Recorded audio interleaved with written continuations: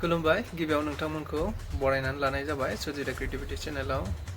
मोनसे जोबोद गिदिर बांग्रि जों बयबो खौरां बिजोंफोरनि गेजेरजों नुखाबाय जानांगौ नंगौ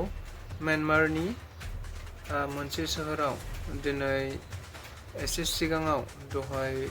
11:50 मिनिटाव मोनसे 7.7 मैग्नीट्यूडनि मोनसे जोबोद गिदिरथार बांग्रि जालांदों जेराव जों नुनो मोनबाय बा मिथिनो मोनबाय गोबां गिदिर बिल्डिंफोरा लामाफोरा गावब्राजोबबाय बिल्डिंफोरा गोलैबाय नाथाय बेनि गेजेराव दासिम बेबायदि रोखा मिथिनो मोनाखै जे बेयाव बेसेबां खहा जाखो बा बेयाव साबैसे सुबुंफोरनि जिउ गोमाखो गोमायाखै बेखौ दासिम क्लियार जायाखै अदेबानि दा मोनाहालागै एसे बेफोरनि सोमोन्दै मिथिनो हागौ नाथायबा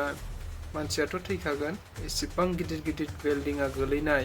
बेयावथ' गोबां मानसि थैगोन आरो गोबां लस जागोन बेनि अनगायैबो मिथिनो मोननाय बायदिब्ला म्यानमाराव जे जादों बे जेरै 7.7 मैग्नीट्यूडनि स्केलनि मोनसे बांग्रि जाय बांग्रिया गोबांथार खहा खालामबाय म्यानमाराव बेनि अनगायैबो म्यानमारजोंनो नांजाबनानै थानाय माखासे हादोरफोर मिथिनो मोननाय बायदिब्ला जेरैहाय नोङो बांलादेश इन्डियायावबो एसे ओरैहाय कलकाता साइडफोरजों जाफैदों होनना मिथिनो मोननाय जादों बेनि उनाव लाओस म्यानमार थाइलेण्ड चाइना जायफोरा जेराव गुबैयै बांग्रि मावदों म्यानमारनि मोनसे सोहोर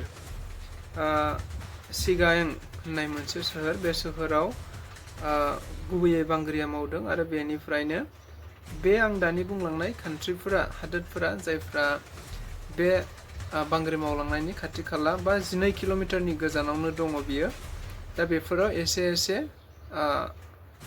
नांफैदों जाहैबाय बांग्रिया एसेबां खहा खालामाखैब्लाबो नाथाय बेफोर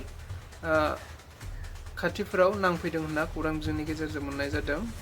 दायो बेफोरनि माखासे फुटेजफोर आंनियाव दङ बेखौ नोंथांमोनहा नायलांनो हागोन माबायदि जादों एकदम गिथावना गिलु फालु बांग्रिफ्रानो गोलैजोबनाय आरो नायलांनो हागोन नोंथांमोनहाबो